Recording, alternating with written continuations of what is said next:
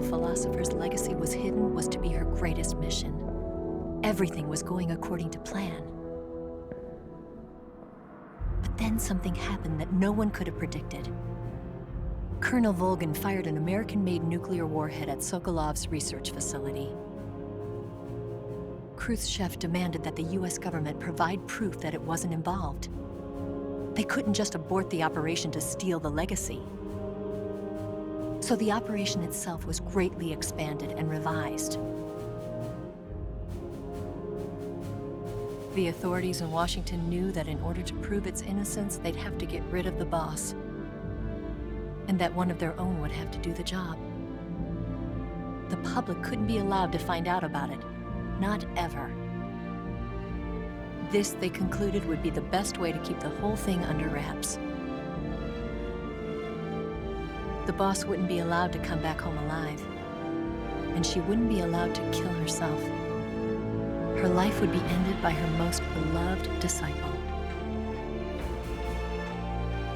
That was the way the government wanted it. That was the mission she was given, and she had no choice but to carry it out. Her death at your hands was a duty she had to fulfill. Out of duty, she turned her back on her own comrades. A lesser woman would have been crushed by such a burden.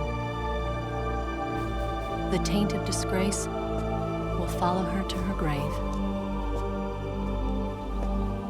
Future generations will revile her. In America as a despicable traitor with no sense of honor. And in Russia as a monster who unleashed a nuclear catastrophe. She will go down in official history as a war criminal.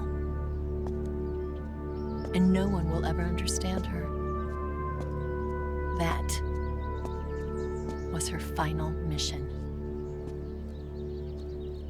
And like a true soldier, she saw it through to the end. But I think she wanted you, of all people, to know the truth. She wanted to live on in your memory. Not as a soldier, but as a woman. But she was forbidden to tell you herself. And that's why she told me. Snake, history will never know what she did. No one will ever learn the truth. Her story, her debriefing, will endure only in your heart.